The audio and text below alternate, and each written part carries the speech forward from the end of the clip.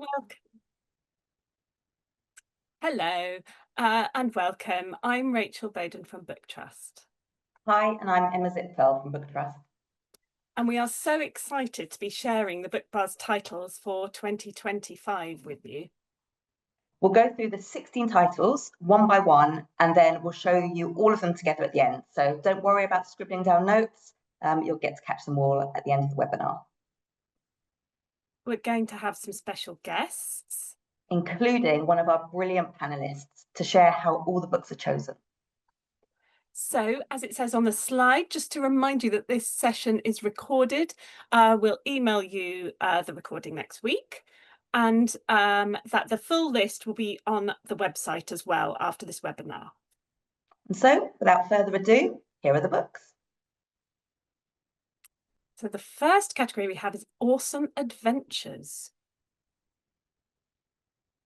And here we have Toxic, which is written by Mitch Johnson. And this is a jungle survival adventure to protect an incredible, powerful secret from a power-hungry billionaire. We all know some power-hungry billionaires, I think. And this is a really pacey, gripping story. So that's a fantastic jungle one. And then the next book we had a sneak preview of is the book The Boy Even to Beat the Gods by Ashley Thorpe. This is an epic adventure featuring ancient gods, forbidden magic, and rebellion. So can KOD free his people? It's one boy against some ancient, really very ruthless gods. So that's an excellent adventure. And then the next one is something quite different. It is I Am Rebel by Ross Montgomery, and it's told by the incomparable Rebel the dog, who is a very good boy. And I'm delighted to say that Ross Montgomery is here to tell us more. Hello. Hi, Yes. Ross. Oh, thank you so much for having me along. Lovely to see you. So please tell us more about the rather wonderful and very brave, very good Rebel. Oh, fantastic. Yeah, so I've got like a little cardboard version just there. But if you want to see what that looks like in actual real book form, there we go. This one here. I think this is the front cover that you guys are going to get, but you might also get one of these ones. That's a gold one. There's a red one there. They've all got the dog on there, so it doesn't really matter. This is the story of a dog called Rebel. He is the narrator of I Am Rebel, and this story is really his incredible journey from one end of the kingdom to the other to try and save his owner, Tom, the boy that he loves. When I wrote the story, what I really wanted to do was write something very short, very punchy, very plotty, filled with emotion, but I also wanted to make sure that it was ultimately a very happy book. I would probably recommend this book for maybe some of the children that you have that are in the mood for something that's full of peril and epic adventure, but are maybe wanting something that's a little bit gentle. I think even though there's quite a lot of action scenes and things like that in this book, because it's told through the eyes of a dog, it does feel a little bit different. I also, and I had to, just in case any of you are looking at that cover and thinking it's an emotional looking front cover with a dog on it, that dog is toast. I actually had a real go with my publisher, and I got them to write "No dogs die" in this book on the background. So if you have any children in your class who are maybe a little bit worried about what's going to happen to that dog, don't worry, no dogs die. It's a promise. Absolutely. And also, what is also a promise is that even cat people will enjoy this book, as I can attest myself. And it's not, although one might think, oh, it's written in the voice of a dog, it feels a bit young. It doesn't feel young at all. Because the actual adventure he goes on is really impressive. And it's set in a world that is not our own, is it? There's war going on often in the background, but there's quite a lot to it. It feels a tiny bit historical, maybe. You know, there's enough for a year 7, year 8 student to really enjoy. I think that's exactly it. I wanted to write a book that was, I suppose the best way to describe it would be that it's accessible, basically. The language is quite simple. The story that it tells is ultimately quite a simple one, but I wanted it to have a lot of depth going on there. There's a lot to discuss in this book. There's a lot of people to sort of get their teeth into. There's a lot of discussion points. But I think I wanted to write something that would feel at least, I suppose really what I wanted to write was almost like a summer holiday blockbuster. is how I would probably describe it, but with thinking. Well, I think you've achieved it. It's a great read, and I know that these kids will really love reading it. As I say, even cat people. So thank you very much for coming along to tell us about your book. Thank you.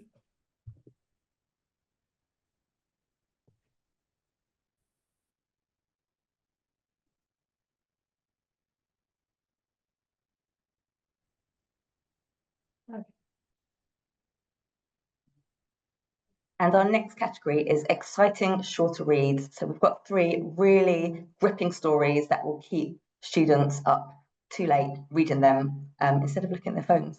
So first of all, we've got Shadow Hall Academy by Phil Hicks. Tapping in the walls, unsettling tales of missing students, and rumours that the school is haunted. What secrets is Shadow Hall hiding?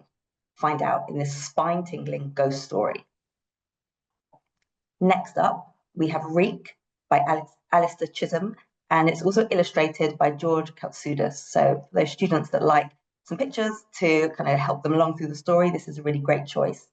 It's an action-packed dystopian thriller set in a future where tech billionaires rule and even oxygen isn't free. And then finally, we have Luna by Chris Bradford. Stranded and alone on the moon, Luna is running out of time in a gripping outer space survival story. So think Martian for year 7 and 8. And the next category we have is illustrated books. These are colourful illustrations. So we have the Big Book of Useless Knowledge, which is a fantastic title. So these nuggets of information are very surprising. Some of them might indeed be useful, you never know. So the whole book is very colourful. It's absolutely packed with these facts, and it's perfect for children that like to dip into books and then to tell everyone everything they've learned. So that is a really nice one to dip into. And then the next one is very different. It's got a wonderfully gothic, dark feel. So this is the graphic novel version of the novel Stitchhead. So also written by Guy Bass with very atmospheric, quite dark illustrations by Pete Williamson. But it's an absolutely fantastic read. And Stitchhead has been made by a mad scientist, as have other monsters. But his whole life is changed when the Freak Finder circus comes into town. But who are the real monsters? And next up, we have real life stories, starting with Fallout by Leslie Parr. So this story is set in the Welsh Valleys in the 80s, and it's a compelling story full of real life drama. And it poses the question, can you change your fate when the world has already decided who you are? And it's great exploration of friendship, families, and defying expectations. And then we have Sophia's War by Heba Norkhan. This one is set in World War II, and it's based on real events. It's a moving tale of courage, resilience, and resistance, and it also shines a spotlight on an under-recognized part of history. And finally, in this category, we have The Nine-Night Mystery by Shana Jackson. One birthday party, one dead body, 9 nights to solve the mystery. This book has all the twists, the turns, and the humour that you would expect from a Shana Jackson mystery. We're very excited to have Shana here to tell us more about the book. Welcome, Shana. Oh, thank you so much for having me, Emma and Rachel. I'm so thrilled to be in Bookbuzz this year. I can't tell you. Well, we're very excited to have you. So in this book, we return to the Copsies of The Good Turn.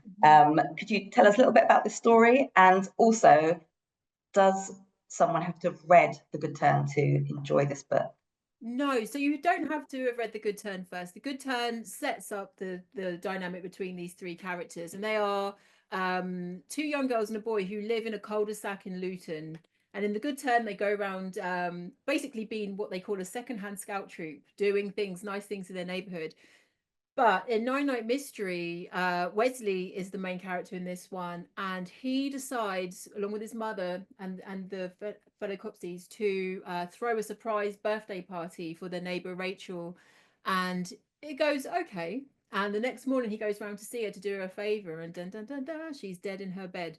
And Wesley believes that one of the invitees to the party is responsible. And they have 9 nights to figure out this murder. And they have 9 nights because Rachel is from the Caribbean, and there's a tradition in the Caribbean that after somebody dies, you spend 9 nights thinking and talking about them and celebrating their lives before their spirit actually leaves this realm. So they have to go quickly to figure out what happened to her, and also who she is. So Emma was right when she said it was very twisted. It folds back on itself a lot. It really does. And Shana, what do you think students are really going to love about reading the Nine-Night Mystery? Okay, so I think for a lot of children who maybe are not into fantasy so much, they will really see themselves in this book. And yet I know that a lot of kids don't come across murder scenes, which I'm grateful for, but these kids are very down to earth. They're from a regular town, they wear regular clothes, they're just living regular lives. You know, one of Wesley's dad's not around, Margot, her mum's not around, so that they're children who are very realistic and then are plunged into this quite intense adventure. Thank you so much, Shana. I hope everyone really enjoys reading Nine-Night Mystery. I've also read it, and it's a great mystery, but also it's got like an amazing voice. Like the characters telling us the story feel really real, as you said, and like let's not forget the humor. It's not all dark. It's really funny in places as well. Thank I love you. the fear of ghosts in it. Really Thank you so related. much. Thank you so much. I'm going to ask you to always talk about my books. I'm never going to talk about my books again because you nailed it. So thank you again, and thank you, Book Trust. Thanks so much for joining us, Shana.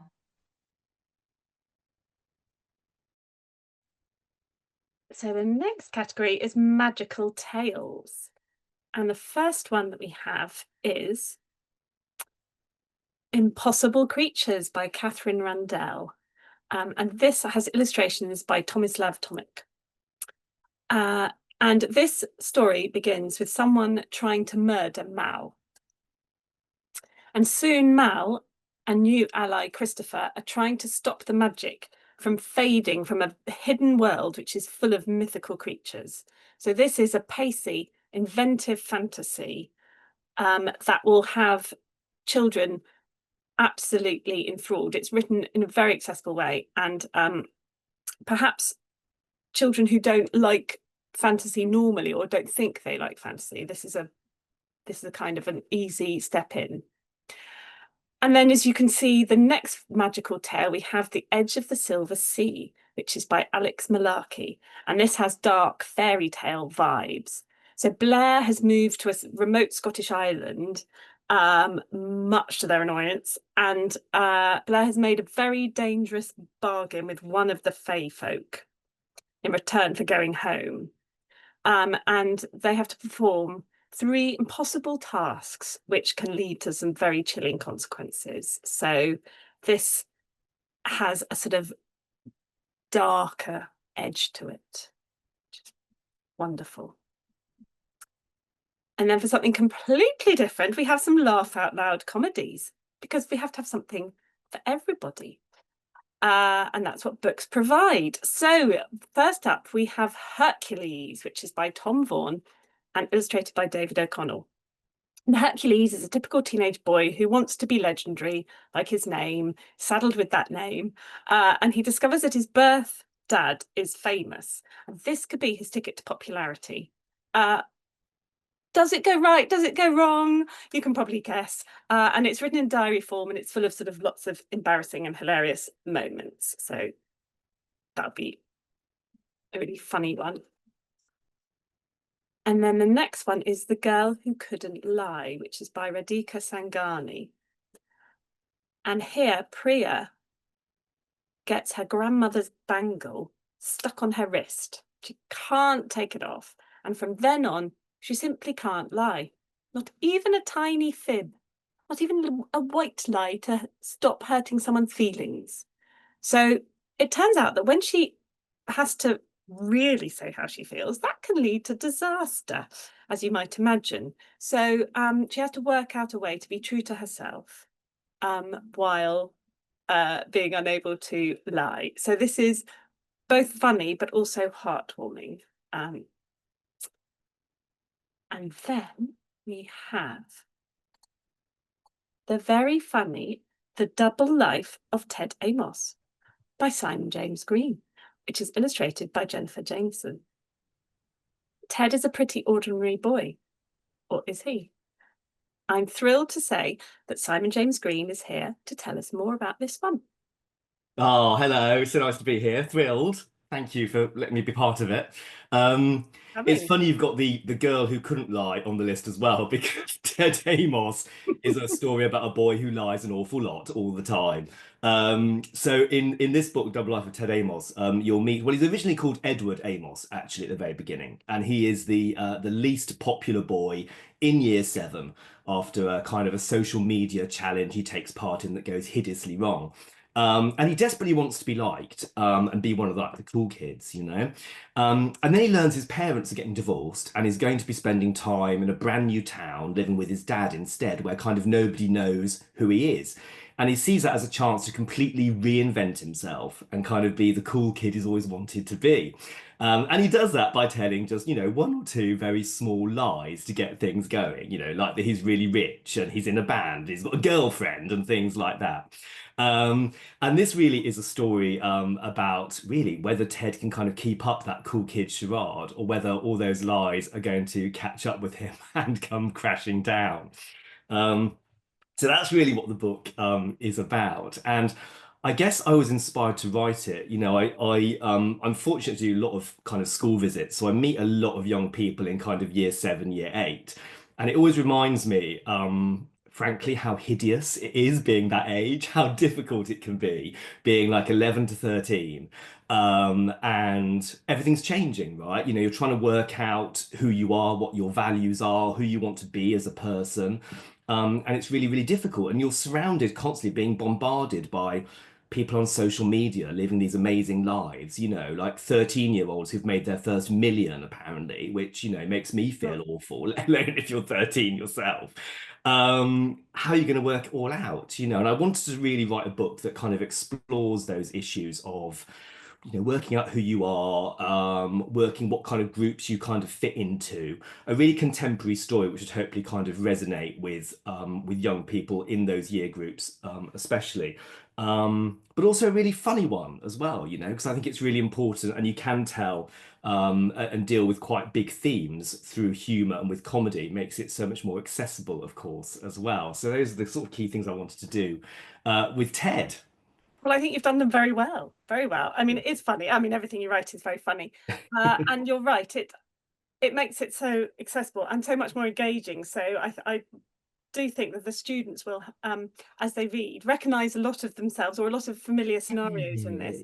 Yeah. And the device of just, oh, I'm going to a different town, therefore I'm a different person, is the ultimate kind of, you don't know my girlfriend, she goes to another school type thing, which is just genius. It's exactly that. We've all kind of been there in various forms, you know, and the idea of kind of lies we tell other people, even if they're very small lies, and indeed the lies we tell ourselves, is something we kind of, a lot of us have to battle and deal with, you know, throughout life. So so hopefully they'll really kind of connect with that. I think the other thing about it is that Jennifer Jameson has done the most awesome illustrations for it. So if you've got students who, you know, enjoy books like Wimpy Kid and like some illustrations or cartoon panels in with the text. I mean, it's not as heavily illustrated by any means as Wimpy Kid, but there are some nice illustrations in there to kind of help the story along and, you know, make it a little bit more accessible as well. And they also really add to the humor, I think, of the story as well along the way. So yeah, if you've got any students that way inclined, it will hopefully appeal to them in that way as well. It's a very good point. Yes, illustrations are fantastic. But yes, thank you so much, Simon, for brilliantly showcasing what your very funny book is about. And thank you for joining us. Thank you. And here are all the books together, all 16. You can find this full list on our website at the end of this webinar. And now we're going to have a little peek behind the scenes, and we're going to talk about the process of choosing books and how these 16 books made it through to our final choice. And we're very lucky to be joined by Alice, who is the librarian from Oaks Park High School and she was on the selection panel for this year's books. Hello, Alice, welcome. Hello, I think I'm the lucky one being selected to be on the selection panel is just such a great joy. Well, we're very happy to have you and really pleased you could join us today. So what were you looking for when you were reviewing the books for Bookbuzz? I think when we met, what we discussed was that we all wanted to find those books that will connect with children, will create that spark that might hopefully lead to a lifelong love of reading. We read, I mean, we read really widely. We all got these huge boxes through the post of books to read, and it was really difficult to choose the ones that we thought had the best chance of connecting with children. But I think you know, we did a good job in the end. What I love about Bookbuzz is that really wide selection that you give children the opportunity to make those choices. You empower them to make those choices for themselves.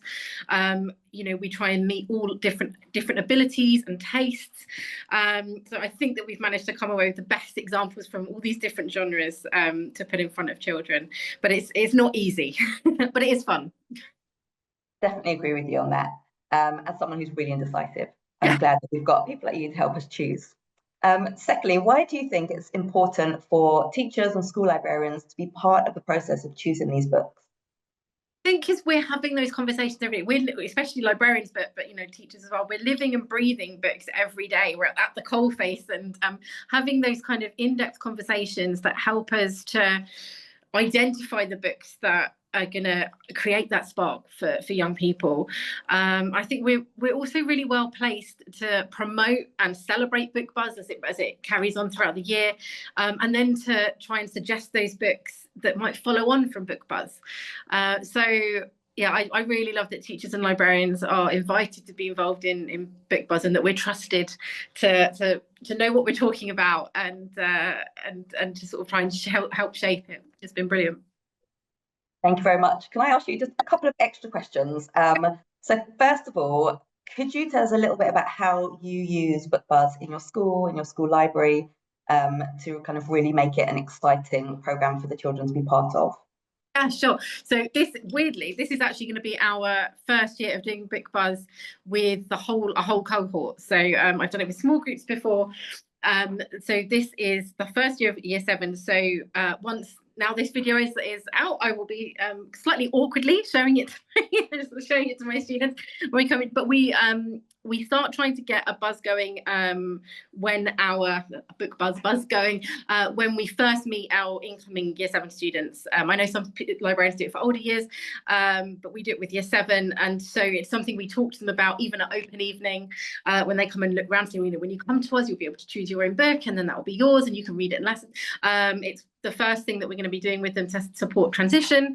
It'll be a big day. We're hoping that we're going to wrap all the books up and put sweets with them and try and make it like a really special day. We're hoping to be able to get some a visiting author in to at the same time as celebrating Bookbuzz. So I think what we're trying to do is to promote this idea that book ownership is a really good and empowering thing, and that libraries are amazing and you can borrow, but owning your own book is important too, and that we think it's so important that we're willing to invest in this for them.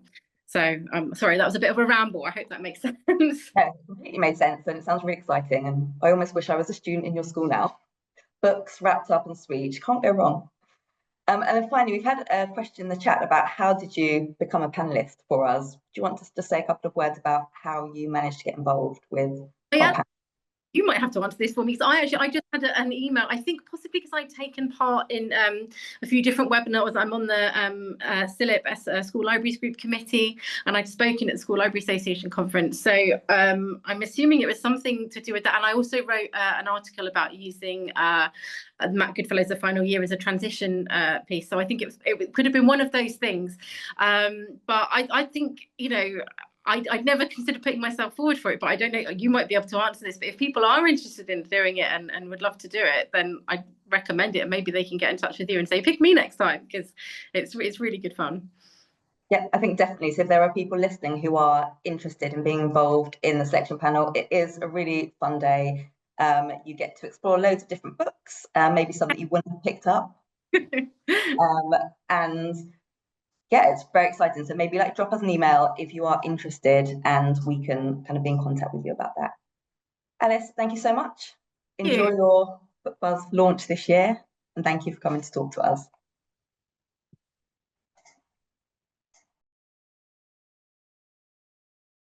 So we thought we'd put all 16 titles back up so that you can revel in the glory of them. We did put them into categories, but as you know, often books are in more than one category, really, aren't they? Many also have illustrations, many are adventures, many will be appealing to all sorts of, well, all of them, frankly, will be very, very appealing to all sorts of different children. And so we hope that your students will be super excited and they'll find at least one book that they will love, and that they will go to the library and find all the other books as well. So yes, we will be sending out this list. Well, the list will be on the website. We'll be sending out the webinar after this. So really, all that is left to say is to thank you again, Alice. Thank you so much. Thank you very much to Ross, to Shana, and to Simon as well for your time and for writing brilliant books, obviously. Thank you all, teachers, for being part of this webinar, and we really hope that you're as excited about these books as we are. As it says there, do go to the website, maybe to sign up if you haven't already, to register. I'm just checking to see if there was a question that we could answer in the chat. Oh no, sorry, it's saying contact the Bookbuzz team at that email. Exactly. So thank you very much for joining us, and goodbye. Goodbye, everyone. Thank you.